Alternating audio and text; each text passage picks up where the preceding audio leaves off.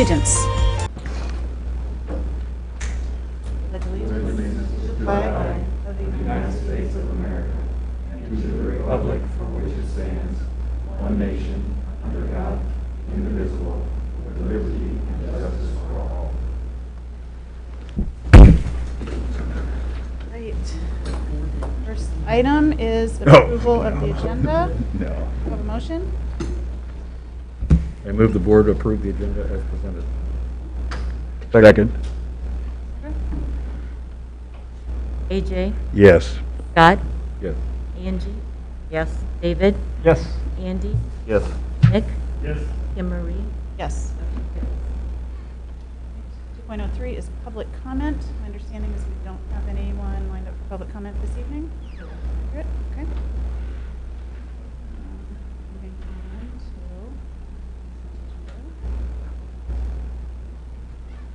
to our adopted rules of parliamentary procedure. Robert's rules provide for a consent agenda listing several items for approval of the board by a single motion. Documentation concerning these items has been provided to all board members and the public in advance to assure an extensive and thorough review. Items may be removed from the consent agenda at the request of any board member. I move the board approve consent agenda items 3.01 through 3.06. Second. Okay, any discussion? Sandra? AJ, Yes. Scott, Yes. Angie, Yes. David, Yes. Andy, Yes. Nick, Yes. Kim Marie. Yes. Reports from the administration? So we have a little bit of a new look this evening as it relates to the month of July and some shuffling around of our administrative reports to reflect the organizational chart changes that you all approved earlier in the spring. So we're going to start off under 4.01 with our innovation and learning report. We're going to continue to combine the formerly known as academic services report and include both Dr. Moore and Dr. Westfall in conveying that information to you. They'll likely alternate from time to time as they've done in the past, so we'll turn it over to Dr. Moore. Thank you, Dr. Tucker. Good evening, everyone. A couple of highlights that are coming up. We have a principals retreat on July 29th, which Dr. Westfall and I have started planning for, and we're excited to have all the principals together. And we also have a director's retreat. It says July 20th. I apologize. It's actually July 30th, the next day, where we will be working on our goals for the Innovation and Learning Department and talking about school improvement planning. Summer school is going really well. Ending middle of week 2 right now, and we're just really appreciative of all of the teachers who are helping out with summer school and all of the administrators who are helping with that process as well. And then finally, we have a couple of big events coming up in the next few days. So just wanted to highlight that graduation is ready to go. I got to see a video today of Truman High School's graduation at the Sporting KC Park, and it was really cool. So I'm very excited to see that. They did it in the middle of the day, which was probably a little bit warmer than what we'll have, but it was a great ceremony. Sporting KC has been wonderful to work with. You should have a map on your tables this evening that shows where to park, and you will just go in the front entry of the building. That's where staff will enter. And then I don't know if I think we can probably send an email out with some more specifics as far as meeting time. I think I sent one that had what time you should be there and so forth. We'll sit to the side of the stage, and then we will have 2 lines going, just so you know. Lines of students from each side of the stage will be called, and then they'll come down the middle, and we're asking that their diplomas be handed to them. We've told them no handshaking, but that they'll get their diploma there, and then they'll go back and sit down. So that's kind of the process for the day. The principals did go out and they walked through everything, and they feel really comfortable with what the day will hold, and hopefully we'll get everyone out of there within an hour or an hour and 10 minutes at the max. Are there any questions about that? The information that Dr. Moore mentioned, you should have that in a daily update. So we included the graduation information as far as arrival time and staging. Appreciate her putting that together. We can push that out again if you'd like to. What time do you think we need to be there? Time? We can start coming in at 7. So I would say just a little bit after 7 would be good, even 7:15, 7:30 at the latest, just so that we can get seated. Graduates will get there at 7. We're roving that. We don't, that can be a board decision, whether you do or not. And administration is, as far as the principal. The principal is, I was told I am. by I someone. told him, I may have told him he had to. I am not Sounds going like we're getting told to, we're I wasn't planning on putting mine on. And then also, just so you know, there will be water for everybody there. And today we ordered water for all of the graduates as well, since it will be a warm evening. So I appreciate Dr. Tucker allowing us to do that. Julie, when you said staff, what do you mean by staff? Staff. Usually you have a lot of teachers at graduation. Are teachers being required? They're not being required. Both buildings asked for volunteers, so their administrative staff will be there, and counselors will be there to help.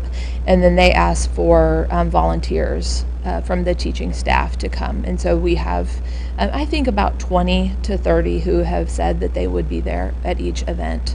And then Sporting KC offers assistance with security and other areas. We'll have some people at the door to help out, just because they'll know the students and the families, to get in to make sure that everything's okay. We were all able to offer a few more tickets to families that wanted more than 5, so we were able to go up to 8 for anyone who asked for more. We did have some who asked for more than 8, but in order to stay under the capacity, that was the max that we could give any family. So if they asked for 2 or 3, we gave them that, and then if they asked for 15, we gave them 8. So, but we are right under the capacity with that level. How many graduates? We have about 350 to 360 at each school who are participating. We had a few that missed the deadline, and Sporting KC was wonderful, and it let us add them on just this week. So appreciative of that. Hey, Dr. Moore, anything surprising on summer school in person after the first week or so? Well, Whatever. no, I don't think there's been anything surprising. I think it's been just an adjustment for figuring out like lunch in the classroom, and that's been interesting. I think that the students, from what I've seen from just going to the different buildings, is the students are really resilient and very at ease with wearing masks.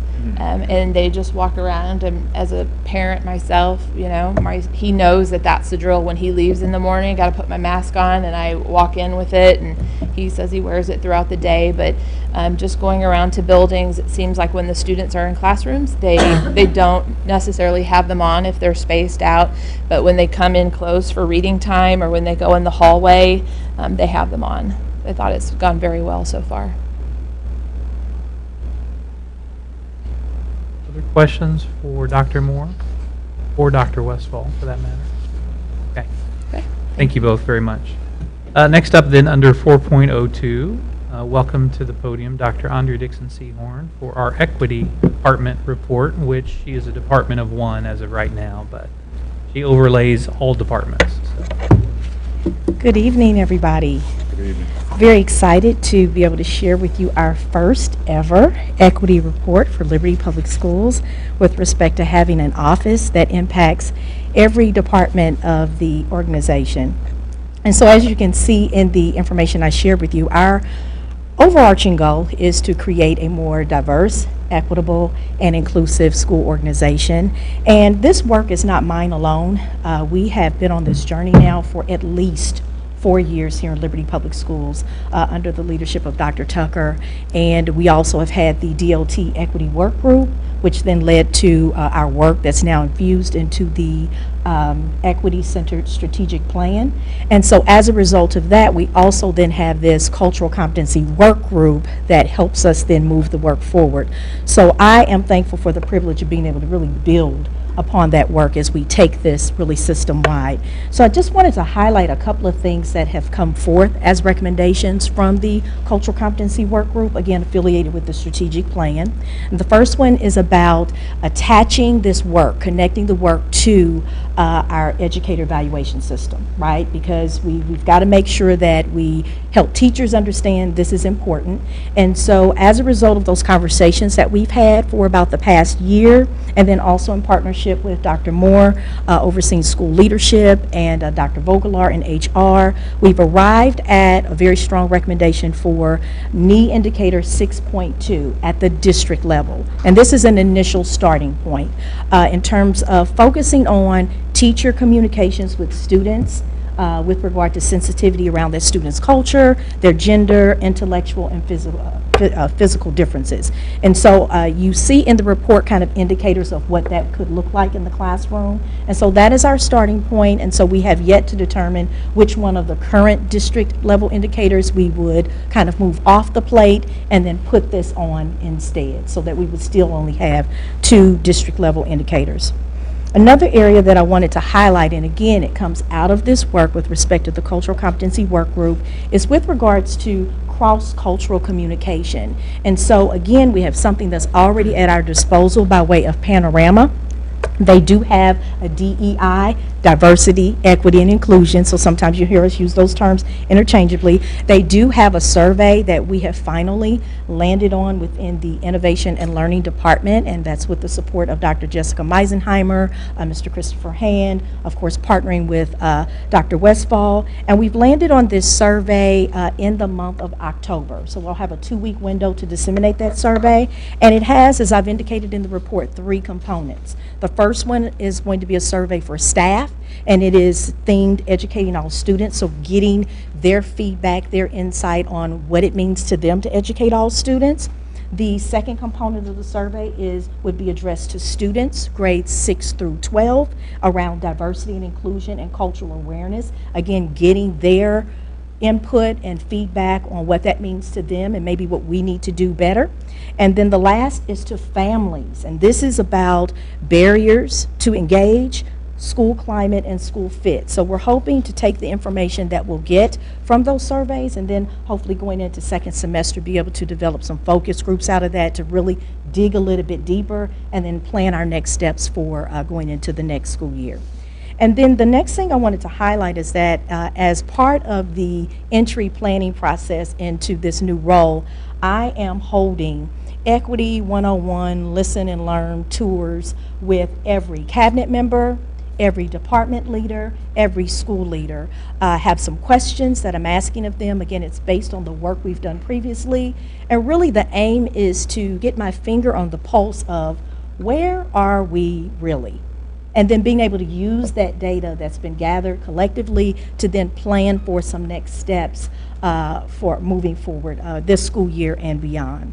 And then the last thing I wanted to just share, this isn't on the report, but Dr. Tucker and I were having a debrief, and I thought we need to make sure that we include this. There is a symposium of some kind coming up. It's being hosted by Suburban Balance, and so they've invited area school districts to participate, and there are a number of districts that have a chief equity officer or similar position like this one, and so they're just having this convening coming up in August, and so Dr. Tucker and I will be a part of that as panelists, and we'll just share as part of the journey that we've been on for the past 4 years in infusing equity into our work. So those are the highlights from the board report for this series, and if there are any questions, I'll take them at this time and answer them. Under your additional updates, have you been able to get an idea of attendance or how many people have been participating in those? Looks like some of them taking place already. You're talking about these additional, these are actual, most of these are webinars that I have participated in. Okay. So it could be anywhere from 20 people on those to 100, just kind of depending. I know that the one that was held on July the 1st, Culturally Responsive Teaching, How to Improve Your Impact in the Physical and Virtual Classroom, that featured Dr. Zaretta Hammond, and at the elementary level for the past year and a half, we actually have studied her book, Culturally Responsive Teaching in the Brain, and so this particular webinar was shared kind of across the district, and so I know a number of our school leaders participated in that session. Another item that actually overlaps the equity report and then human resources, and I don't recall whether or not we mentioned this Oh, at yes. our June meeting, is some training that we're already working toward putting in place for all employees. Do you want to speak to that? Yes. Actually, I had highlighted that one here and just missed that. So we discovered that, again, resources and tools at our disposal. Like, we don't have to go and make anything up, right? We don't have to start from scratch here. So within the Safe Schools training module, there is actually a training component on cultural competence and racial bias. And so we've all at the cabinet level reviewed that. We found that even though it has more of a teacher emphasis in terms of how that plays out in classrooms every day, it still is very relevant to the work that we all are charged with doing, and so it is now part of the Safe Schools training annual requirement starting effective immediately. So we're very excited about introducing that this year. For that. Other questions for Andrea? I don't have any questions, but I have to tell you that I opened this up and my first reaction was, this is so much work so quickly. So I just want to thank you for the urgency around it. There are some really heavy-hitting items. Yes, and again, I can't really take credit for any of this. This is work we've been doing for the past 4 years and building upon it, and we've just really come to this moment where everything's intersecting, and now it's time to just make it happen, right? So just privileged again to be able to just be a lead learner in this work. And also, I will share this, I've just finished reading this book, Unconscious Bias, and it's really about a developmental approach to exploring race and racism. The author of the book is Sarah Fireman and Tracy Benson, her colleague in this work. And this book is based on the article that most of us have read across the system entitled Unconscious Bias. And so this is really the basis for my deeper conversations that I'll be having very shortly with school leadership teams, so they can begin to do the work at the building level, right? So very excited about having finished this text, and exceptional work. Thanks, Dr. Dixon-Sehorn. All right, thank you. Next up then, as far as finance report, Ms. Cindy Sullivan. Good evening and Happy New Year. At least we hope it will be one. It's a new year anyway, right? It's a new year. So, Fiscal, okay. yeah, fiscal 21. Yep. We're what, 14 days in now? True. Yeah. At everybody. Do we have the new budget projections in for the next 2022? Oh, absolutely. Absolutely. I had those done yesterday. Absolutely. Yeah, here's the projection. You're going to have less money. We will have a budget for FY22. How's that? I just wanted to take you through where we ended up last year before we talk about this year. We did end up at FY20 with a 27.9% fund balance. As we talked through March, April, and May, we thought we might end it right at 28, so we hit that pretty close on the mark. So finished up where we expected. State revenues for FY20 did finish up better than expected. They were still dismal, but better than expected. So that's good news if there is a glimmer in there. And we hope that ending up better than expected bodes well for the current year. Maybe we will be stronger than expected there as well. So we will keep an eye on that. Tomorrow is tax filing day for the extended return, so that will be a big indicator of where we think we might be. But we really won't see any reflection of that probably until the August payment. The July state payment will be a little bit different because even though they're prorating it, they don't have the money right now to pay what it probably will be, so it will be a little bit lower than I think expected, even with a potential good day tomorrow on the revenue picture. So July is really not going to be too telling for us. We might get very scared if we depended on that information, I am anticipating. But we'll see how that comes in when we get that state payment on the 21st. Also, we can look forward to this year, hopefully some additional stimulus money that would help out any withholds that we are anticipating for FY21. We're still hearing that that may be a possibility. I've heard indications that people believe that could come in August, and I've heard indications that people believe that won't come until after the elections. So at this point, your guess is as good as mine on that one, but we'll keep listening to what our sources are telling us for that as well. And as you've heard me say previously, and we have discussed, that we will have a short-term use of reserves to get through this budget year, anticipating what we think will happen now. So that's what we have those rainy day funds for. So we will see a dip in that in this coming year as revenues are shorter than we would like them to be. FY21, we also know right now that since Missouri is in a state of emergency, that the foundation formula SAT will remain at $63.75, and that the actual payment will be prorated. So we will get a certain percentage of that $63.75 per weighted average daily attendance. And the way that that is good for our district is that means that every district shares in the withhold. If they prorate the SAT or reduce the SAT instead of prorating the whole payment, that means only districts that are not hold harmless share in that reduction. So by prorating, the withhold is shared statewide instead of just to the non-hold harmless districts. So that's where we're at now. That's unfortunate for the hold harmless districts, but it's better for us if they prorate the whole payment instead of the SAT. Also wanted to mention that next month, in addition to our regular reporting, we will have the tax rate hearing. So be prepared for that. You will get the information ahead of time to see where our levy will be. We don't have final numbers from the county. Yesterday, when I talked with them, they don't anticipate us receiving those until around August 5th to 10th. So we're going to be right up against the wire to get that all turned into the state auditor in time for our meeting, but anticipate that we will be able to do that. So that's about all the good news I have for you tonight, unless you have any other questions for me. Thank you, Cindy. Any questions of Cindy on finance report? Auditors, can you just talk through the timeline? Yeah, with the absolutely. auditors? The auditors will be here the week of September 14th, that whole week. We're not exactly sure if they will actually be here. We have already uploaded all of our information that they've requested from us for last year, so they are working at it at their office.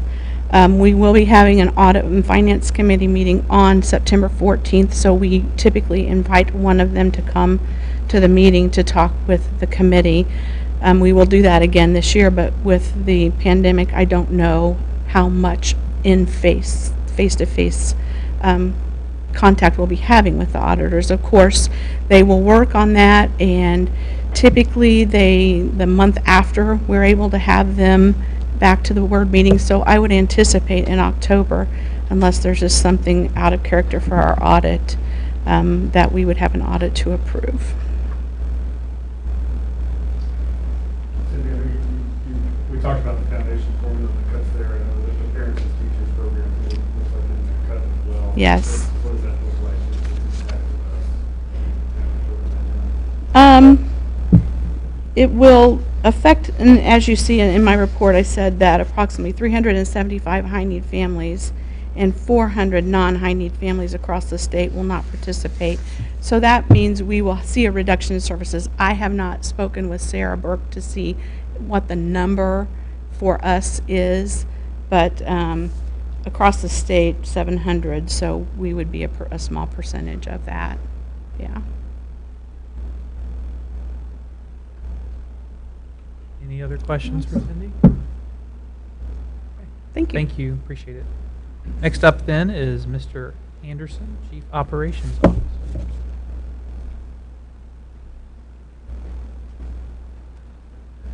Thank you. Just a few items tonight from operations. First, we're again pretty heavy into planning mode, both for the COVID response and reentry team, but also just the normal kind of capital projects and a whole host of preventive maintenance practices that really kind of ramp up over the summer. So our crews are out there fully deployed and working pretty hard. Nutrition services, you may have noticed that the USDA did extend the waiver for free meals through August, and there's currently conversations potentially to extend beyond. So that's good news, and we'll continue to monitor that. And Kids Zone, I did want to point out that as we're preparing for fall, as you're probably all aware, one of our great challenges in Kids Zone is to hire and retain folks to kind of serve those programs at each building. And so I'm just taking advantage of this time with that camera to just say that lps53.org if you're interested. Good spots available with flexibility, so we would welcome all applicants. And then the last thing, just a quick update on construction. Everything is pretty much in line with what I reported out last month, with one exception. I think I may have mentioned that the seating for the PAC at Liberty High, there were some issues in trying to get that mobilized and shipped. There has been a delay. We still don't think as of yet it will affect the current program for October for performances, but we're in a little bit of, it'll be tight as we make our way into September. So we'll keep you posted on that. Right now, we're not panicking, but we are making some pretty assertive calls to the manufacturer to try to accelerate that. And with that, I'd be happy to take any questions. I like the assertive calls. Nicely done. In terms of timeline on the entrance at Liberty High School? The main completion. Yeah. Atrium?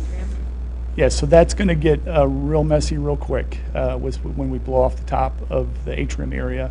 So right now, as it stands, it won't be until closer to Thanksgiving before that's up and accessible. Again, we'll see as time rolls and as they get in there and weather and so forth, but they're telling us Thanksgiving at the moment. Yeah, you may have seen the large red crane erected over Liberty High School over the week. Yeah. Doing quite a bit of roof work over there. And I meant to get back on the back side today, wasn't able to, but I think they're paving a lot this week. Were you back there? Yeah. So you can it'll be easy to get in and around here soon. It'll clean up the site. Once that's done, we'll probably try to organize another tour. With all the mud gone, it'll be a little bit easier to kind of get in there and see the space. So in the coming weeks, we'll organize that. How do students at the high school access the building now? Right, so we have a pretty comprehensive plan, and the main entrance is going to be back at the new addition by the Performing Arts Center. So that's going to be the main entry, and so that's all the main traffic will come in there. We'll also have opportunities at the front to open it when needed, when there's kind of that rush of traffic, but we're going to direct most folks to the back side of the building. Work very closely with the building administration, construction teams, our operations teams, and kind of put together a pretty intricate plan, which the plan was already in place, was in place pre-COVID, so we've had to make some adjustments in terms of moving people in and through the space to allow for distancing. So they're prepared, we're prepared for the start of school in fall. I know you've already thought about this, but what if there was an emergency? Right, so there will be sufficient egress. We have to work very closely with the fire marshal, and we do that. They're a partner in all those conversations, and so all that will be completely satisfied to code, and they're great partners. Yeah. Okay, thank you. Any other questions of Mr. Anderson? Thank you. Next up then, Dr. Voglar, our Human Resources Report. Thank you very much. Uploaded, you'll see the HR report and focus on the strategic plan, the action plans that fall under human resources, and then departmental plans, and then just some additional updates in the strategic plan component. Plans 14, 15, and 16 are specifically the plan areas. COVID-19 did provide some disruption to plans 14 and 16, and so we've retooled those in terms of once we're able to resume that work. But plan 15, we were able to complete, even though the COVID-19 school closures did disrupt both higher ed and public ed. And plan 15 deals specifically with partnerships that we have with colleges and universities that we recruit heavily from.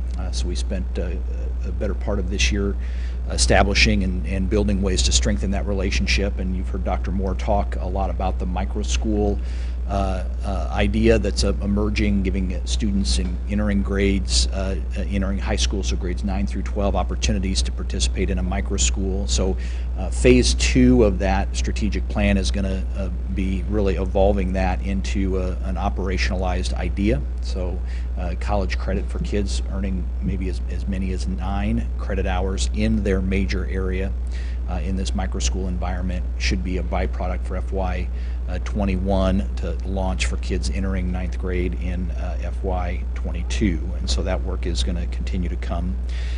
We've also identified several departmental goals over the last fiscal year that have been an area of focus for human resources. You can read those and ask questions on those, but one update that I did want to give specifically was with regard to extra duty job descriptions. Christel Morgan informed me today that the 4 remaining that were in the notes at the cutoff for publication of this report are completed, so now all extra duty areas have job descriptions. That's been a priority of ours, but a daunting task. As you know, extra duties oftentimes are kind of back burner assignments. People do those in addition to their main job, and so it's easy to presume that really clear job descriptions in those extra areas aren't necessary. But even in those extra areas, it's important to have a very clear definition of what people are doing to earn those extra duty stipends. So that's completed as well. And then in the section on additional updates. Again, you can ask questions on any of that content, but I wanted to draw your attention specifically to the staffing updates and Team Liberty section. Staffing updates, we're down to our last 5 certificated vacancies. Of course, that number could change as we continue to zero in on student enrollments, and once we know who's online and who's attending face-to-face, it may adjust that, but to have 5 at this point is really a very encouraging number in terms of certificated vacancies.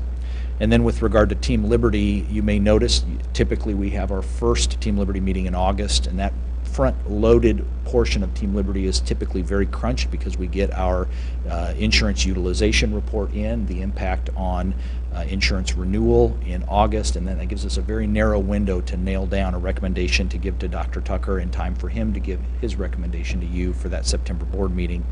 With schools starting later than normal in this new era of public ed, it puts a pretty tight squeeze on the month of August. So our first meeting is going to be the beginning of September. Usually we fit 2 or 3 meetings in before that board meeting in September, and it's going to be very tight to accomplish that. The good news is Cindy Sullivan and I have been a part of several insurance utilization conversations with Holmes Murphy, and they've gone to market for health, dental, and vision. And so we're getting a pretty good feel of what that renewal picture may look like. Hopefully that will help us communicate in advance with Team Liberty, get them in the know on some of that information so that they're really ready to start rolling up their sleeves when we get together in September, on September 3rd. So that's going to be a little bit of a unique element in that it's our first year to really more tightly compress that window to get a recommendation to Dr. Tucker. As Andrea Dixon-Sehorn mentioned with regard to the Network for Educator Effectiveness, our 2 district indicators historically have been these same ones, 2.5 and 7.4, and they score very similar. We've not decided yet which one we will drop off in exchange for the new indicator next year, but currently no one has evaluated on that new indicator, so it will be a really good opportunity for us to get some baseline data with regard to that new indicator. As you know, every building does the same 2 district priority indicators, and then they have autonomy to choose 2 unique ones for each building level. And those unique ones, we publish that in August every year, so you'll see that. But the individual ones that buildings have chosen, they've never chosen 6.2. So this will be our first year to really dive into actionable data from that baseline results. There's a lot of other things in the report. You're welcome to ask me questions on any of that, and I'll take those now. Questions of Dr. Vogelaar? So Dr. Vogelaar, every year this happens, I know, when looking at kindergarten numbers, it seems like we got some lower numbers than have been in, at least if you look at a couple of schools, Franklin, Vanderbilt, and some others. Is that somewhat typical, and we'll probably see those numbers rise a little bit? Yeah, it's very typical. We do kindergarten roundup. We advertise and market kindergarten enrollment like crazy, and every year it trickles in over the summer. Some buildings are slower to trickle in than others, and so those numbers are lower. Now, I wouldn't anticipate that the kindergarten numbers are going to look, like that window when we had 1,000 plus per class. That is now senior year, really through about 7th grade is that pocket. Following that, it's been low 900s, upper 800s, and so we'll probably be right around in that pocket. But that is typical. Summers are like that, and just like Mr. Anderson pointed at the camera and reminded people to apply for open positions, we should do that for our parents of kindergartners, incoming kindergartners. Get in and enroll with our enrollment office. Any other questions? Thank you, Dr. Vogelaar.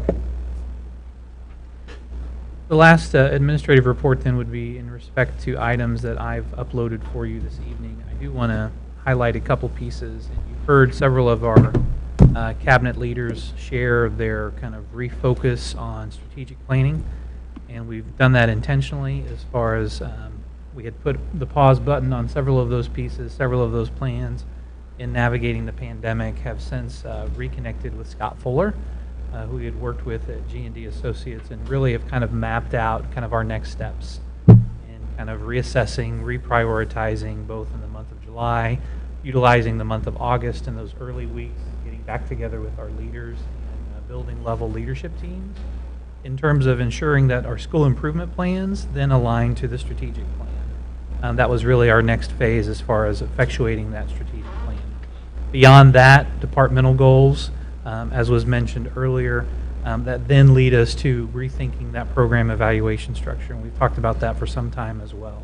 I do want to thank Dallas for including his communications department program evaluation.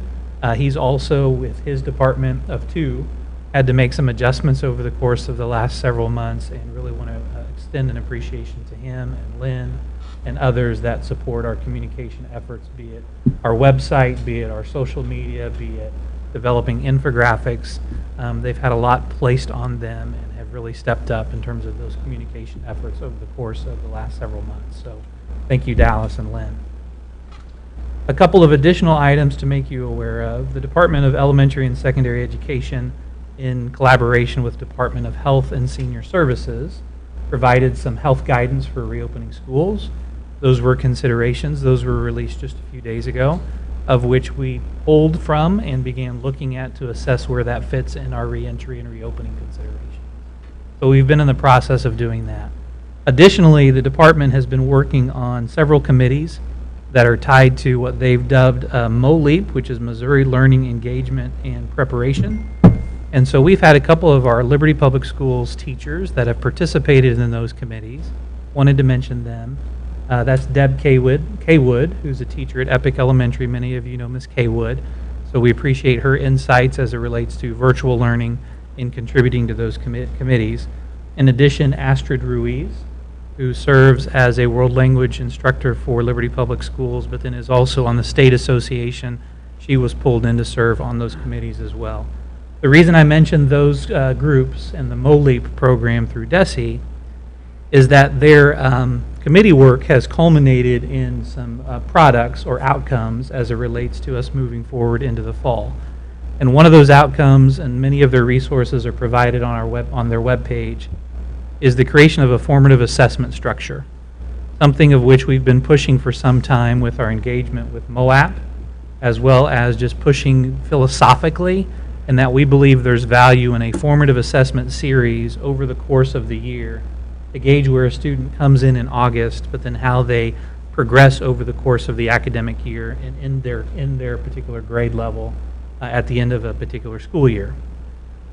With some CARES Act dollars to the tune of about $10 million, the department has gone forward with putting structures in place to allow just that, the creation of a formative assessment structure that then would gauge where students are at as they return to school in August or early fall. The value of that is that you'll know that some students in some districts remained engaged during the fourth quarter, whether their districts had one-to-one technology or the means to transition to virtual or paper packets. We've learned that some districts in Missouri struggled to provide that continuing academic support. And so what we've learned is that some students may have experienced greater regression from the time schools were closed in March to the time that they reopen, hopefully, in August. So DESE has stepped in order to kind of fill in the void that exists in assessing where they're at when they return, let alone providing that information for teachers to equip them instructionally to get them up to grade level. There's a little bit of misinformation circulating that DESE just created a new standardized test to be administered in the fall, which some might perceive to be the case, but we're informed from DESE that that is not the case. Instead, it's intended to be a benefit to teachers, a benefit to districts that maybe don't have their own formative assessment structures in place. So think about the varying types of districts in Missouri, many that are much smaller, that don't have the capacity to put a formative structure in place. They can utilize this system. Larger districts like ours can certainly utilize the DESE system, or if you have something in place, be it an iReady assessment or a Lexi or other structures, you can lean on your own district developed assessment. So there's no accountability of that test to be administered in the fall that then shows up on an annual performance report, or that you're held accountable in respect to your accreditation. So just wanted to communicate that. The last thing that I would say is just a tremendous thank you to everyone in this room in terms of reentry and reopening planning. We've gone through a series of meetings and conversations here recently. And so I think every single person that you see as far as an LPS employee, but then also board members in the role that you have played all along in getting us to where we're at this evening, which is our next item, presenting our Return to Learn plan. So that concludes my report, unless there are questions of me from the board. I don't have a question, I just have a comment that I think touched on. The board knows it, but just for people watching at home. So we're going to talk about the Return to Learn plan, which has been really in process since March 13th, anticipating our return. But in that period of time, while all that focus is being placed on how we return to school, we still have everything else that always happens at this time of year. So all of the things that need to happen to get schools ready, all of the professional development that happens over the summer, all of that is still going on at the same time. So it's been a huge, huge workload for everyone, and I just want to acknowledge that. Thank you. Appreciate that. All right, moving on to new business, 5.01, the Return to Learn plan. So that leads us to this next item then, in terms of our Return to Learn plan. And as I mentioned, a tremendous thanks to everyone that's been involved, and that it has required constant kind of focus. Not a day goes by where we're not in the throes of talking about it, not just in this building, but operations leaders, others that service their schools or department heads, you name it. So we do want to express that gratitude. We just wrapped up a series of 7 focus groups, some of which met face-to-face, others that met virtually.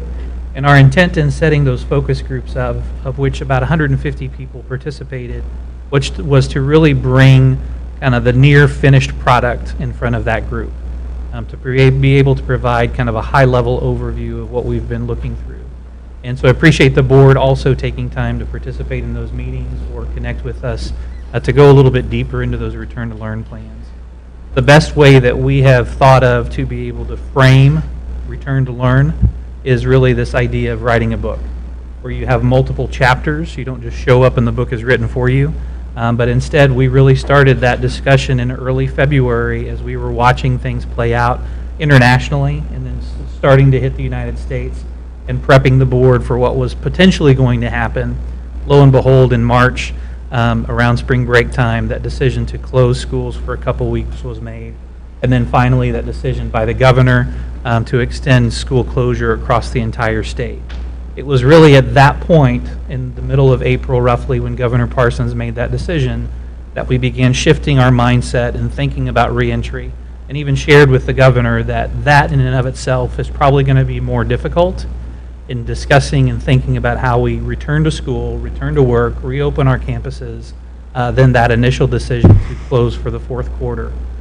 So realizing that, pulled together a task force and asked Mr. Steve Anderson, our Chief Operations Officer, to begin that work and really focusing on those operations pieces.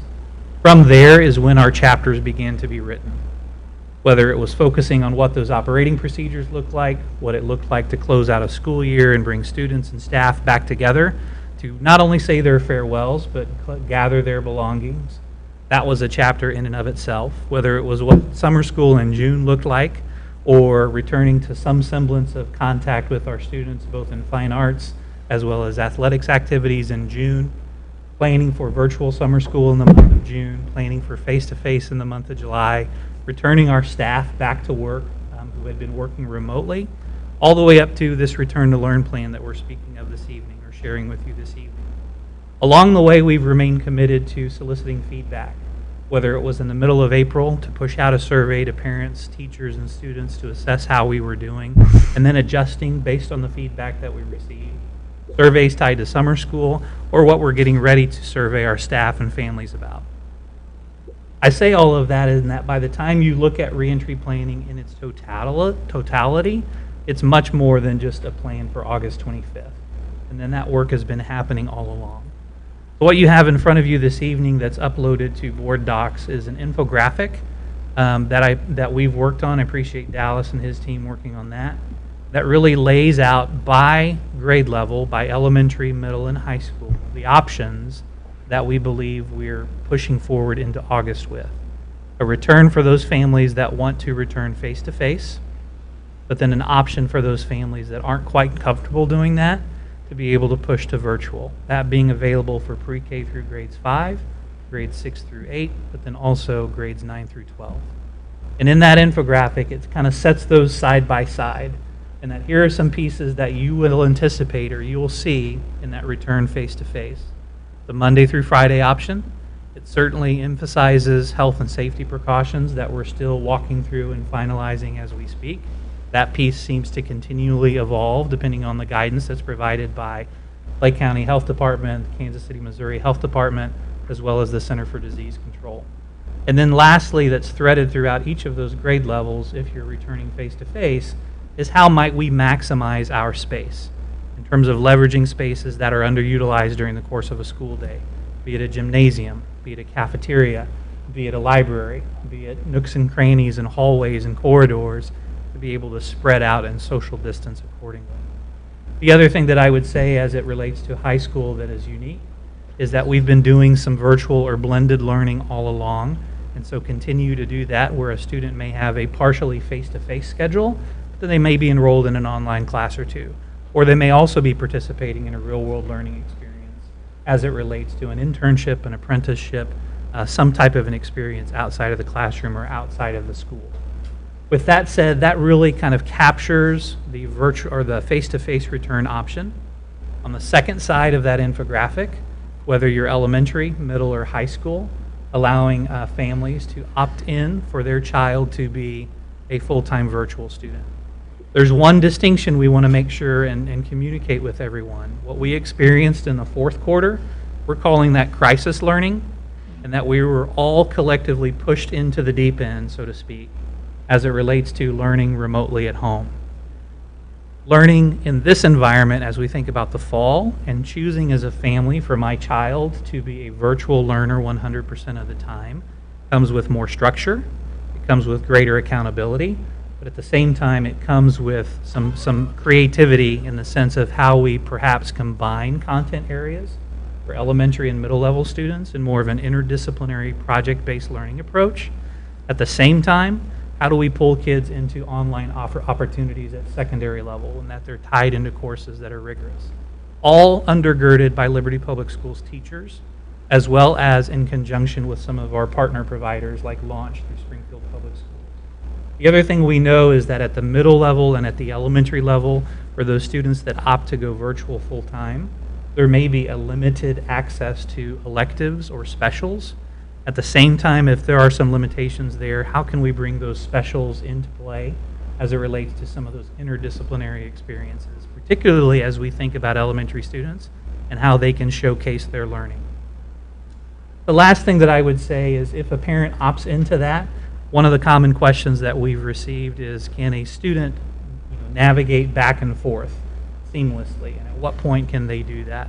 And so we've asked if you're an elementary or a middle level student that you really utilize quarters as your adjustment points. So at the quarter, if that's not working for your family, then you could certainly transition back face-to-face.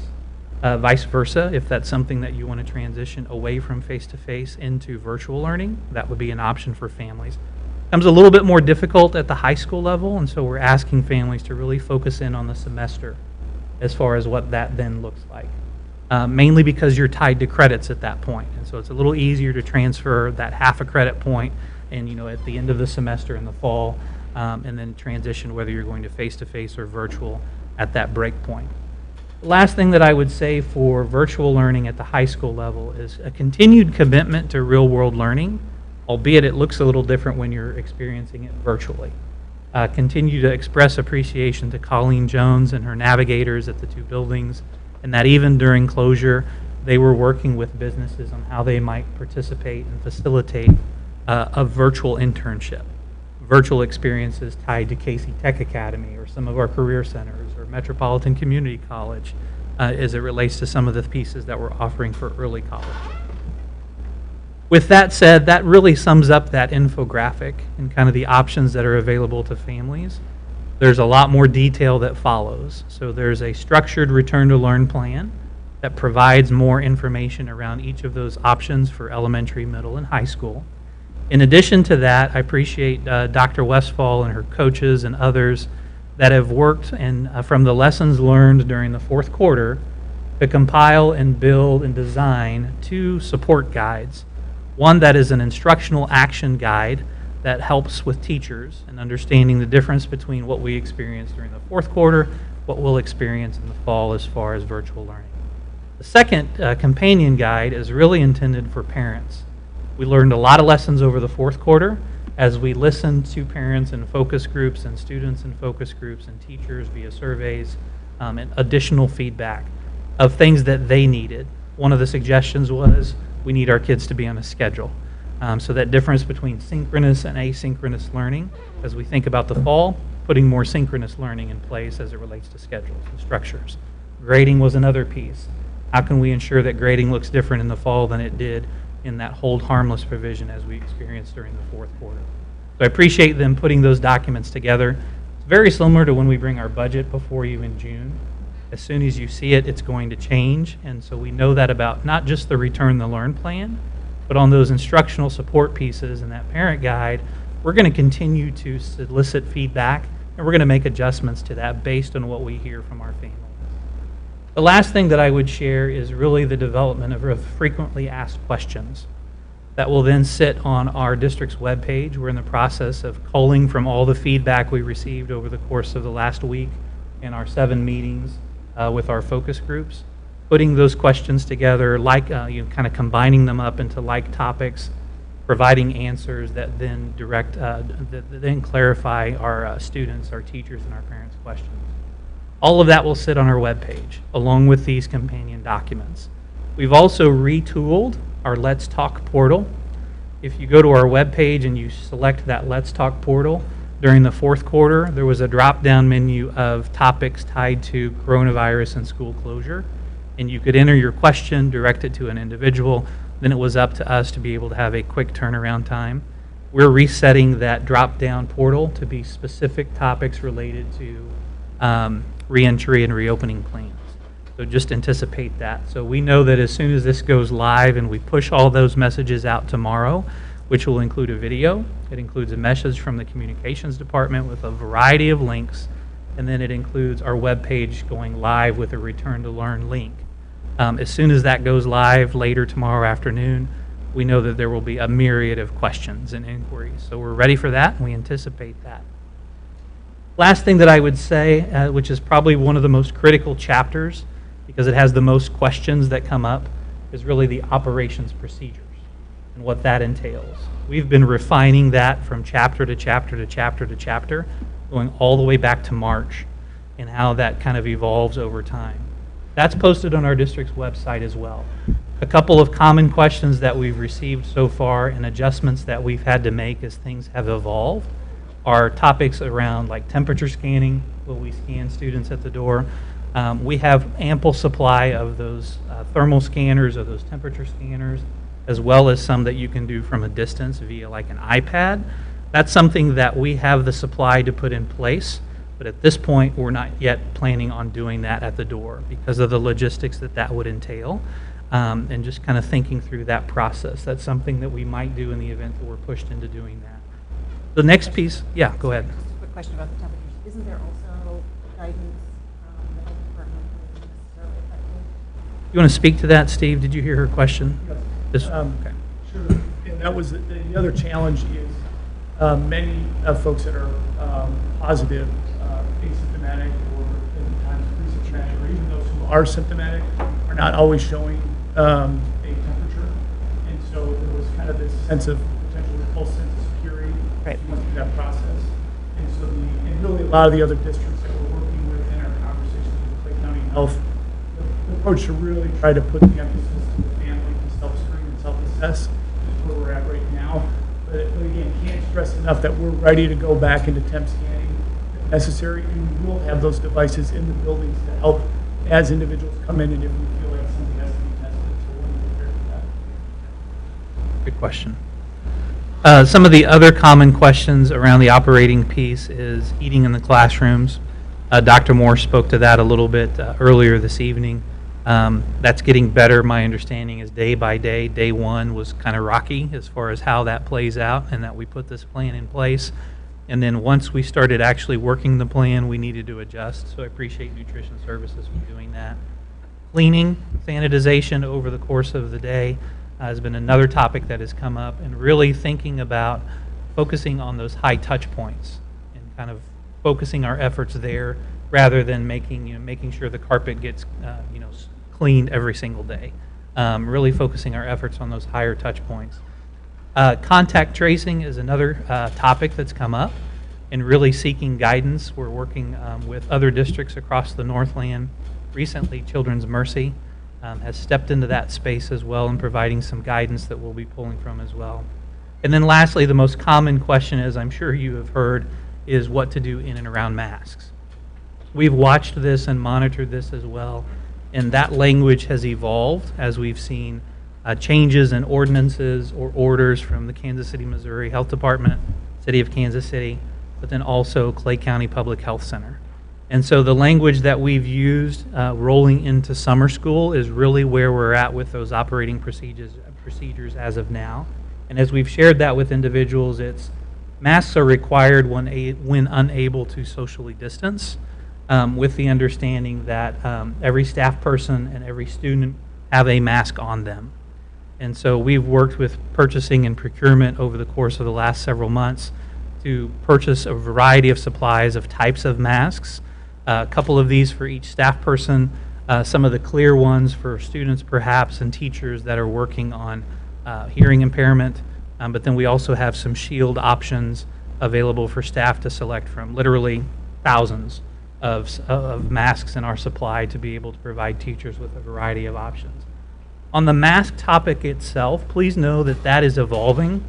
We were actually on the phone this afternoon with Clay County Public Health Center, and they're working on their next wave of language that will likely be brought forward next week, and trying to assess what that looks like. That then would cause us to pivot or shift in the event that order changes. So we'll be working on that as well. What else would you add in terms of the operations procedures, Mr. Well, I think on masks, the only thing I would add is for summer school, we did include language for students and that we strongly recommended that they wear them. And so we did kind of strengthen that a little bit on the language that we had previously. But again, this is one that we're really watching the Clay County guidance clearly and then actually starting to take some runs at some drafts of what that language might look like as we kind of move into next week. That's when we expect that new order to come forward. Any updates will certainly be provided to the board and then communicated out. So as we approve plans, we're going to put a date and time stamp on it as of said date, and then as changes come forward, if they're notable, certainly communicate those out. Any change in masks would be something that's certainly notable to be able to share with our patrons and our community. What we've done this evening then is we kind of walk through these pieces with you. The only piece that we would solicit action from the board on would be the actual return to learn plan document. So the motion language is built around that. But those are the high points as far as where we're at today, knowing that, again, things may change as we think about later this week, or ordinances changing into the coming week or even the months ahead. So we're excited, but at the same time, we know that it's going to be a challenging year in terms of trying to get going. So. What kind of feedback are you getting from the staff? Is there much anxiety around all of this? People feel pretty solid about it. I was going to ask Angie about her experience as a teacher, how she would feel going into Sure. this. I think based on the feedback that we got last night, and we knew this going into those meetings with our teachers and staff, they would have a lot of questions that are kind of more detail oriented. One of the phases that is part of our reentry planning process is really from the return to learn plan being solidified or at least adopted. We have a readiness and reentry phase. And that readiness phase is our teams going into each campus, each building, assessing each classroom, identifying if social distancing is problematic in that space or if it's capable of really spreading out. We've actually ordered, how many desks? 2,500? We've actually ordered 2,500 desks on hand because so much of our furnishings had shifted over the years to more like these types of arrangements where you had flexible, tables that you could group together or high top tables that you could move around. So we have that ready to put in place in some of our campuses that need more social distancing or classroom spaces. A lot of questions tied down to the building level. This was the most common question. We also had Dr. Vogelar share from an HR perspective, here's what options are for staff as it relates to continuing to teach face-to-face versus those that may, for whatever reason, need to have a teaching from home structure in place. And so really directing them with HR to navigate those issues or questions that are individually based. All the way down to lunchroom and recess and transportation and water fountains. I mean, those are the types of questions that we were trapping to be able to populate into that frequently asked questions. As far as your question on anxiety, as you can imagine, there are extremes. There are those that are incredibly anxious and nervous, and then there are others that are ready to get back with the appropriate health and safety precautions in place. I don't know if you want to add to that, Angie. From your perspective. The people I've talked to are anxious. They're not sure how it's going to work. I suspect it's also going to be, you're saying this, but I'm seeing this. So what is said and what they see, I think they've kind of got to wait and see. I think some people are really, really concerned. I agree with Dr. Tucker. They're going to run the gamut. Teachers can be pretty detail-oriented, and they want all that answered. So I think until, it's kind of like, who is that, Doubting Thomas? Until they see, I think you just hit on where I was going with this, because I think a lot of teachers are very structured and organized, and they run things a certain way. I feel like I'm like that a lot. And I'm going to repeat what I said back in, March or April. We were doing a lot of the online stuff. Mistakes are going to be made. We're not going to do this perfectly, but I don't think none of us expect this to go perfectly. So if the anxiety is around, oh my gosh, I might, mess this up, or we might not do this exactly right, it's okay. Dive in, do your best, and we'll all get through this together, which I think people are tired of hearing, but we really are all in this together. I think a lot of that anxiety, too, is built in around the unknown as far as a staff person or a teacher's health and safety. Yeah. I think that's at top of mind for a lot of people just because they don't know, and they're hearing more and more about positive cases.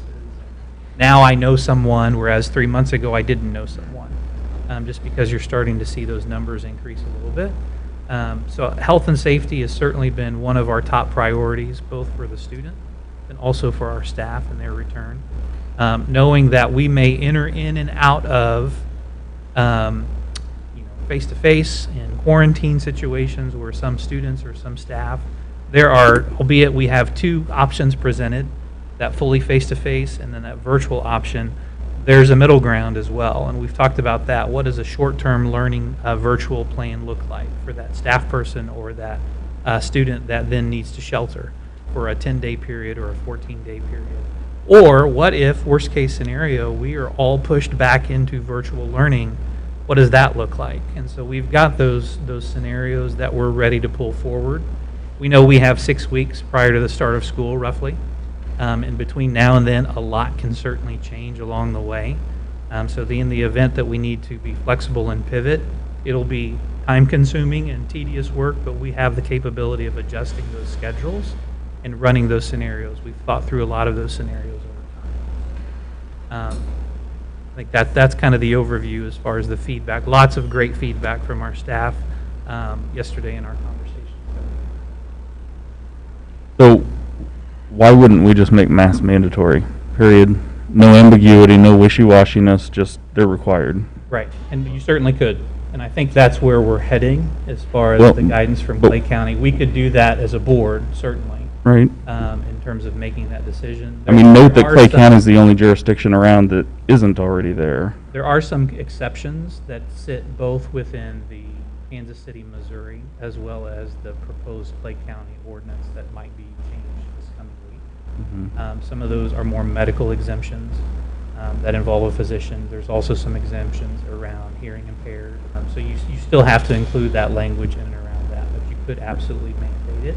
The CDC guidelines, as it last stands, is for, it's highly recommended for students, children over the age of 10. So to mandate it, if we were to do that across the system, we would do pre-K through grades 12, all students, all staff, with some of those exceptions that would be included. You want to add anything to that, Steve? I think the only thing I would probably add is just if you're where the challenge of summer school is, we had kind of worked and developed and landed that plan, communicated that plan just prior to the cases kind of going on increasing, and then also the change in order from the county and the DC level. So we're a little bit, I think, unfortunate because of the timing of all this, and maybe would have been a little bit more assertive in the language in the proposed initially. So the question is summer school got a couple more weeks, and we can think about making the course correct. Certainly, a lot of our focus kind of pivoted quickly to fall, knowing that they're working actively on revising the language. So some of this is a timing issue, I think, but certainly we could make that.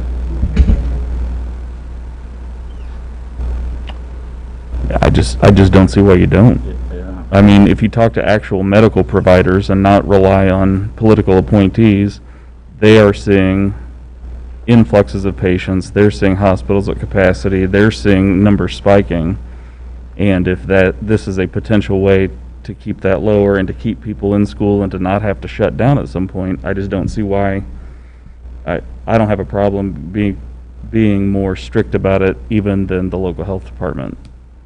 So is that something we could wait to see what Clay County does over the next month? I'm not so sure that it's not over the next 3 days, I'm quite honestly. That's kind of where I'm headed. What I hate to do is say, as a school district, we're going to do this before the health department does. Right. I think they're going to kind of bail us out on this, for lack of a better term, and they're going to change it. And to the point on the medical expertise, we have dove into that considerably, both locally, but then beyond that, CDC guidelines and the American Academy of Pediatrics. There's still some information out there about those children and I've seen as much as below the age of 9, the age of 12. And so then there's some exception language that's written from the CDC in that respect, but then also varying research as it relates to that. But you certainly could, as a district, mandate it and then work from there. And that's something we've talked about in terms of your mask is the default, and so you lead with that. And then from that, you then build in those exceptions. If a student is in a classroom or a library space working on an online class, and they're tucked way back in there, then perhaps they can get a little bit of a reprieve from it. So we've talked through some of those scenarios. I do anticipate, though, the Clay County language being stronger than what we've seen previously. That might suffice, but then at the same time, we may make that decision as a district to say, no, that's not sufficient. Let's go ahead and just mandate across the entire system. So, I think you can expect the order to go into effect on the 20th, which is Monday. We've already drafted some language that kind of gives a sneak peek of what that would look like, that we could apply, and it applies as early as Tuesday. So we're certainly moving in that direction. It's very similar to what Dr. Tucker outlined. default position to get rid of that. But if we took this action tonight, which you're asking us to take, we wouldn't have that as a part of it. So there's two distinctions. The operations document and procedures has been evolving along, and we've been updating that with Clay County and Kansas City, Missouri Health Department guidance all along. So you're not formally acting on that. We just align that with our county health departments. The Return to Learn plan is the sole document that we're asking you, which is more the academic schedule on that face-to-face as well as those virtual options. Okay. So we will adjust the operations piece accordingly depending on what the orders are for this coming week to take effect on the 20th. And then beyond that, if we wanted to formalize an action by the board to mandate masks pre-K through grades 12 students and staff alike, we could certainly bring that motion language together. We can also provide you an update in advance of the ordinance taking effect so that you can see the language that we're working toward. Well, I mean, we've got 2 more meetings before the first day of school, so That's where I'm fine if we see where we're at before, but I'm not going to rely just on what Clay County says because I think they're behind reality as compared to some other jurisdictions. Okay. I do think the intention is to roll this out quickly. That's one of the questions that parents will be looking to have answered. Right.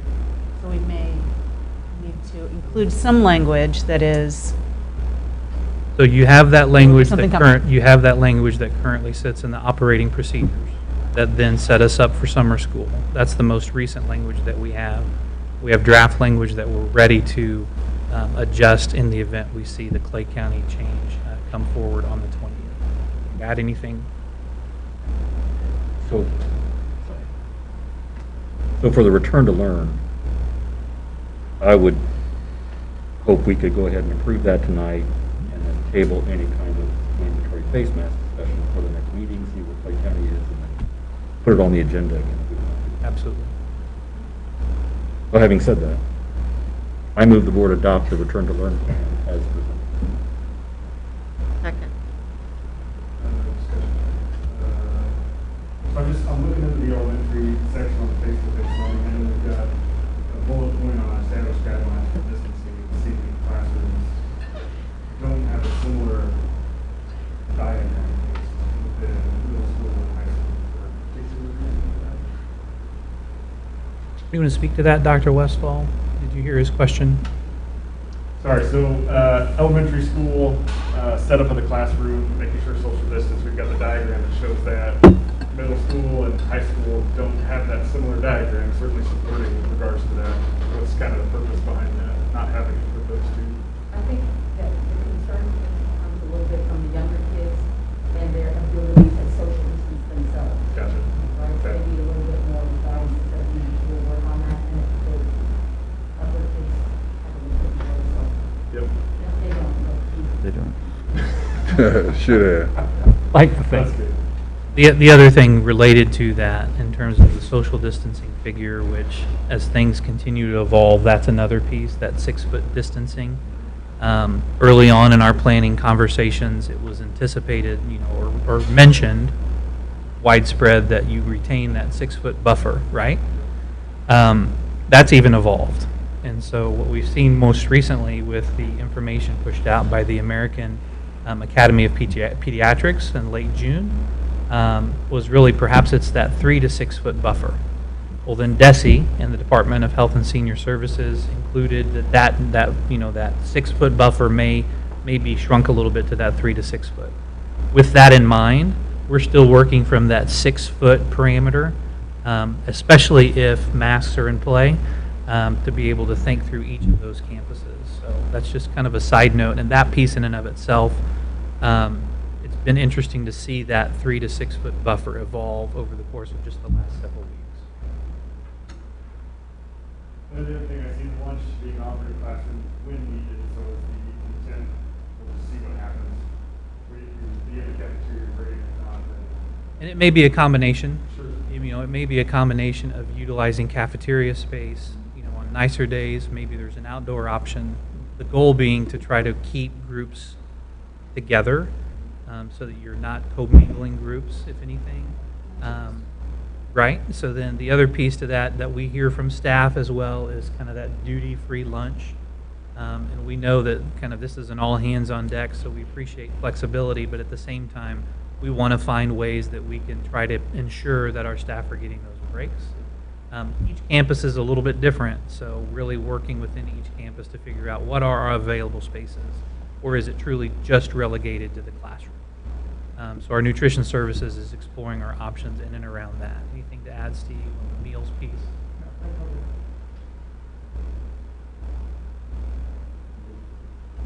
I'm just curious, at middle and high school level though, are those classrooms big enough for some of the size of classrooms? I mean, when I've talked to high school teachers, they talk about 30 kids.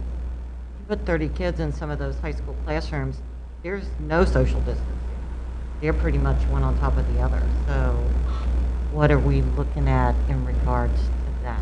So that is under development as well, and part of the reason why we're pushing that census out in terms of that student census is because the early indication from our surveys was that there's anywhere from really around 15% of our student population that may end up opting for that virtual full-time option.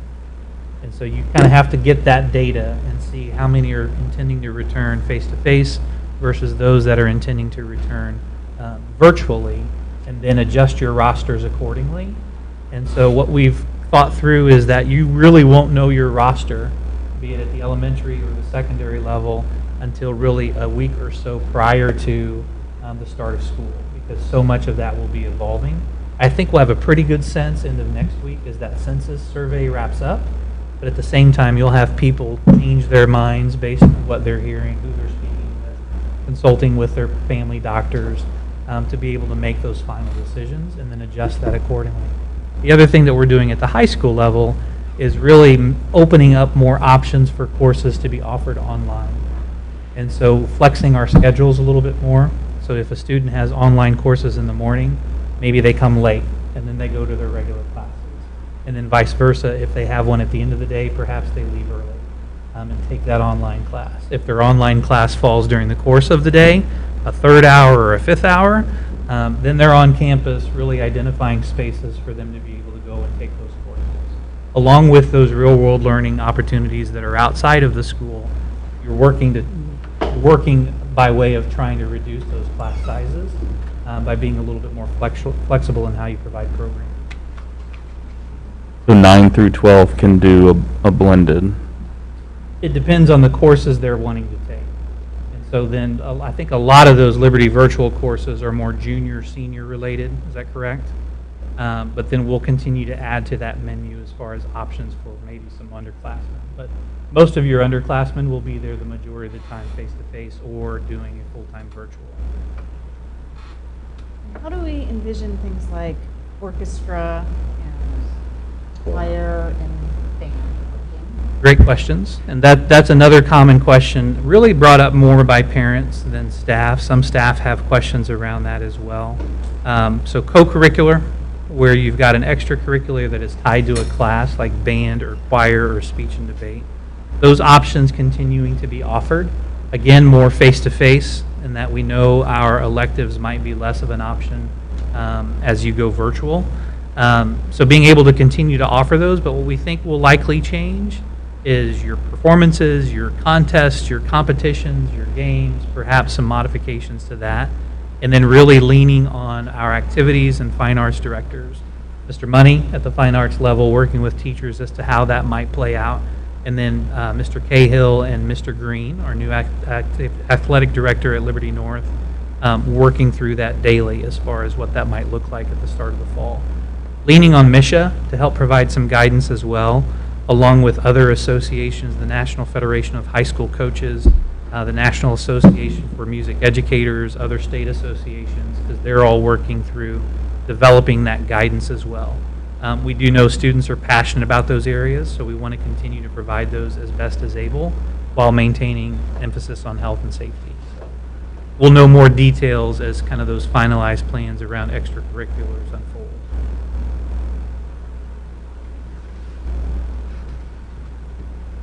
I have another question on the additional classroom supervision. You have that listed under just the elementary. Is that the only place we feel that that is needed?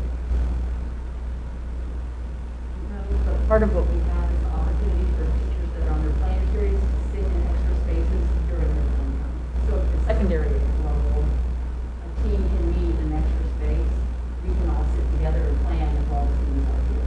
So we can supervise proximity or being needed. Okay, Did that answer your question? kind of.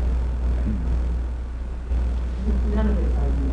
Yeah. No, I'm just trying to visualize. You're saying that if I've got my class together, I wouldn't need these extra supports because I'd have them around me anyway.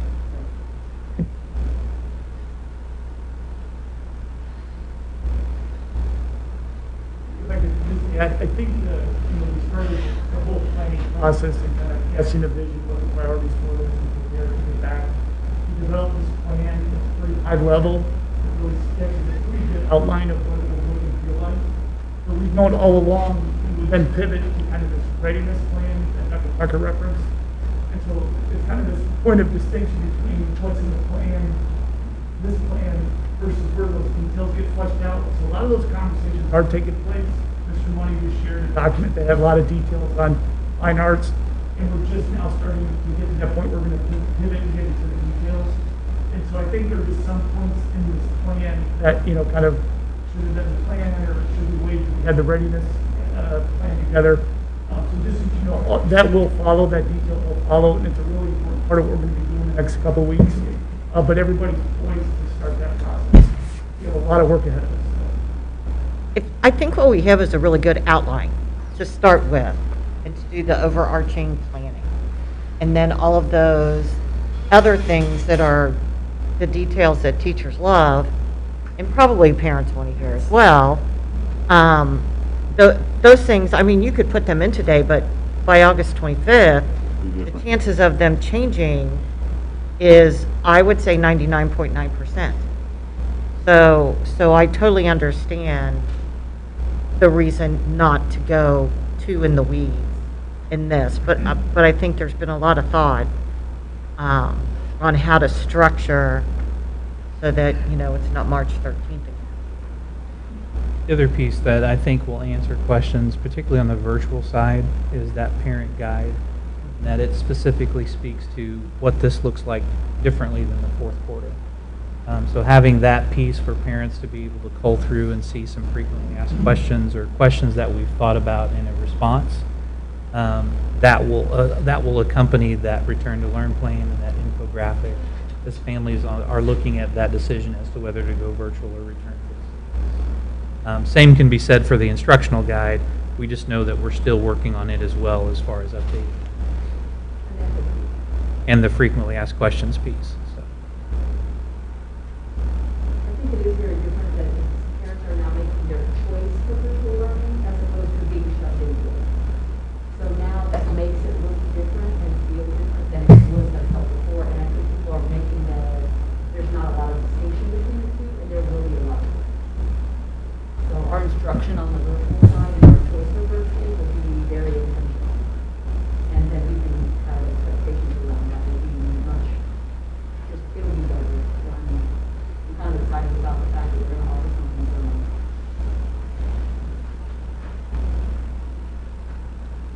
I hate to call the question, but there's a motion. But there is. I know. I'm not. I don't don't want us stop. to I shortcut don't any either. discussion on this. I don't. Today, I know you said we had 2 meetings for everybody's, for most of the district starts, but some district starts. What'd you say, Nick? Epic starts the 11th. Oh, everybody okay. else is- They're our closest. I just have one comment, and then we'll move along for the vote. But 2 points. Jeanette said it's not ideal. None of it is ideal, and I think we just have to enter into it with that. Doing the best we can is what we are all committed to do, and just knowing that it'll all change by the time we get back. So, doing the best we can.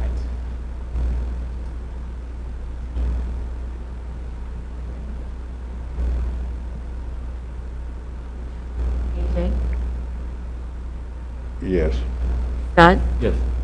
Angie? Yes. David? Yes. Andy? Yes. Nick? Yes. Yes.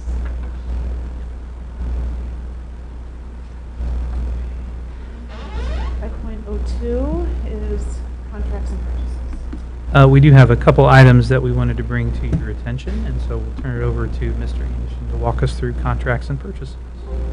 Yes. This is the one contract with Children's Mercy for graduation. We were in a little bit of a pinch to pull this together. It didn't seem to be reviewed before we signed off on it. And this is more of the after the fact kind of consideration. This contract begins under policy PGA-1 under emergency purchases.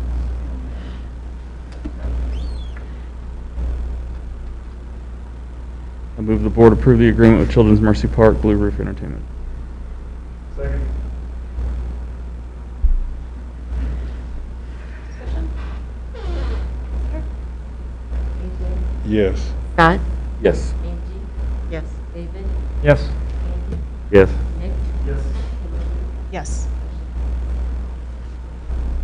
5.03 is 2020-2021 meal prices.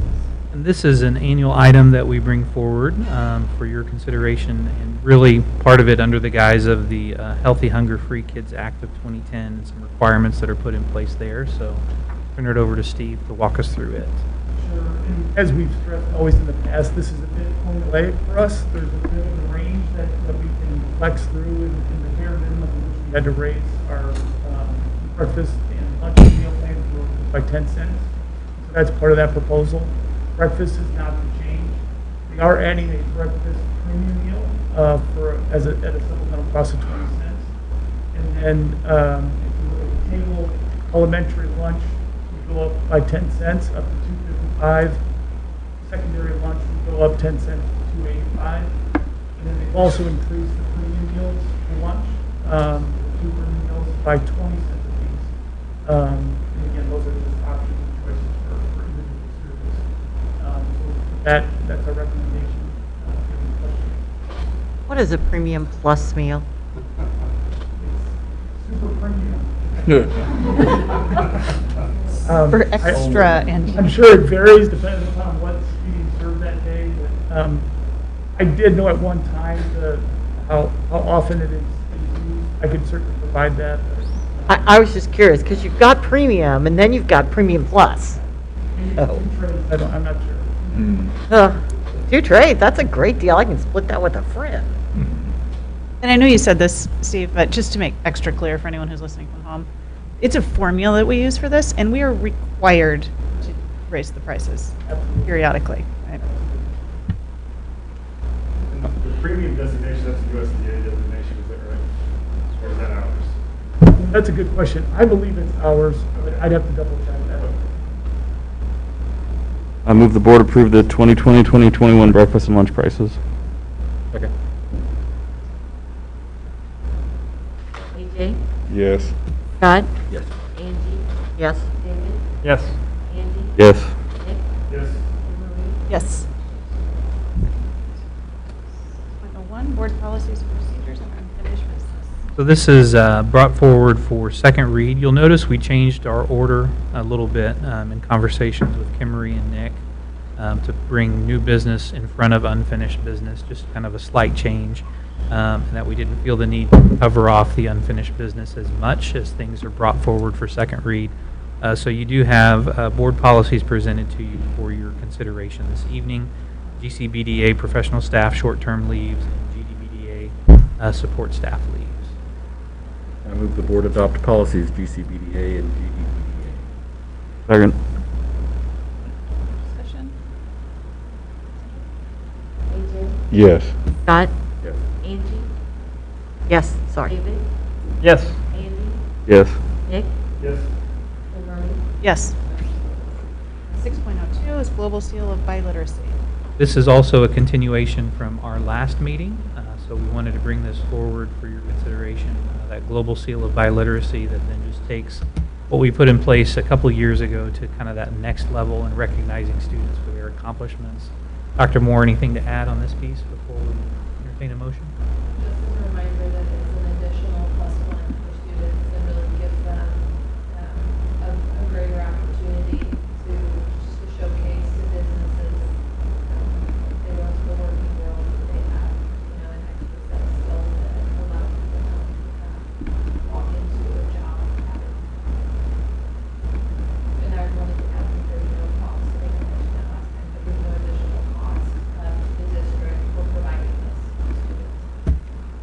That is a great piece of information.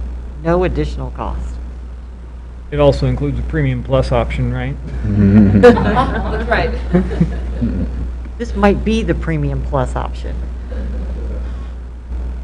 Wish I knew how to say that in Spanish. I move the board approve the addition of the Global Biliteracy Seal to the Missouri Seal of Biliteracy Program. Second. Sure. AJ? Yes. Scott? Angie? Yes. David? Yes. Andy? Yes. Nick? Yes. Kimberly? Yes. Right. On Board of Education.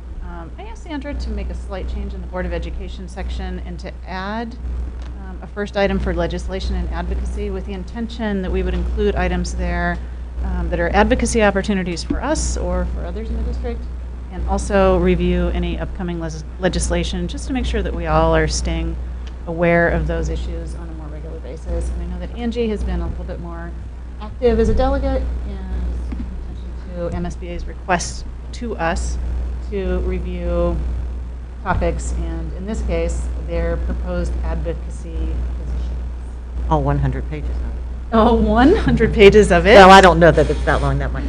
The other thing, Start on page 1. yeah, no. Each one individually. If you haven't read it. But the other thing, to hook on to what Kimmery said, I also, not that I did it last year because generally they did it on Tuesdays and for some reason I was, but MSBA has started asking board members who have received training, which I did, to come down and speak to the committees when specific education issues come up, because they feel that the board members have a good idea of what's going on. And also apparently, elected officials listen to us better than sometimes they do to MSBA officials. So my plan is, this year, if they continue to do that, depending on what happens with COVID and coming before committees, I do need to go down and speak. And so I would rather do that with your guys knowing and any additional information. But MSGA has a great support system back there to help people know how to speak to legislators. Be short, sweet, to the point, and lots to. So there are a lot of advocacy positions. They are just looking at, from the delegate assembly, if anything is to change, districts can bring those. Typically that doesn't happen, but if there's anything that you guys feel that is not representative for Liberty, then that is something I can submit to have them read. And we generally submit our advocacy platform. Yes. For our priority platform to MSBA. Yeah. And it's done on a single page. As you might. Okay, so, any discussion of that, additions? Can I just add one thing? A couple of timely pieces. I was on a call with Representative Sam Graves' office last week on this very thing at the federal level. So don't dismiss the opportunity to impact not just what's going on in Jefferson City, but taking that advocacy level to that federal level as well, and the responsiveness that we have in our U.S. delegates, and that they're good to connect with or connect with their staff at different times.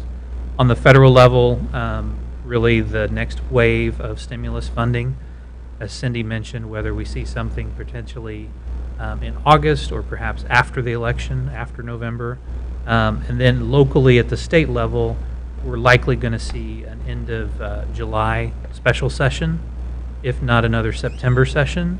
So there may be some need to kind of keep an eye on what surfaces there in terms of items that may impact public education. So just wanted to add that.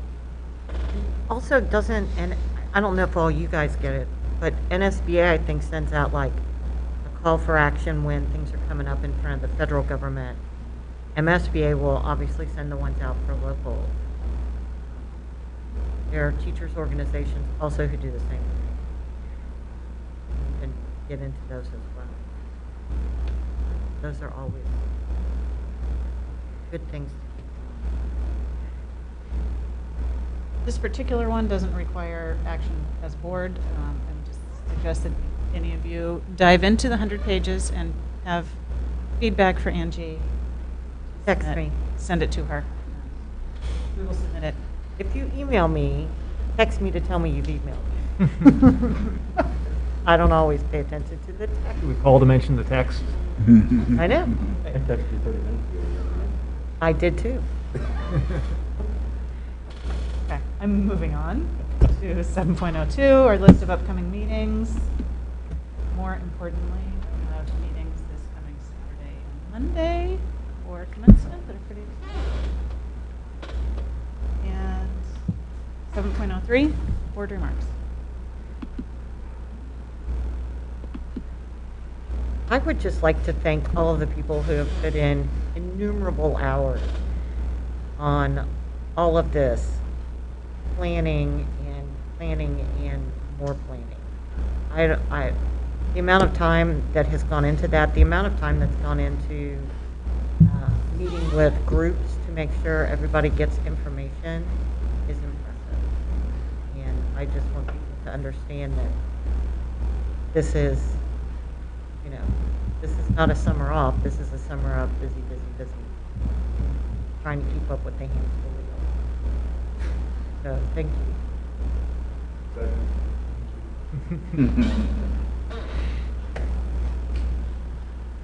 I know you talked about the superintendent's report, but Dallas and Lynn and Comm's office, you guys don't always get the recognition every time you do something. I think this has been a really important period in being transparent and open with all of our families and staff and certain students. And I think you guys have done a bang up job, so appreciate all the work that you guys continue to put into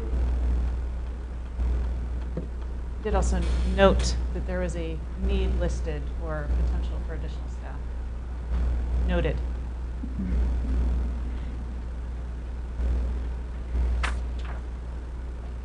Alright. So we have a motion. Move forward there. Second. Sure about that? Discussion? Comments? AJ? Yes. Scott? Yes. Yes. Yes. Yes. Thank you all. Well done, Madam President. Matter, we need to sign off on these.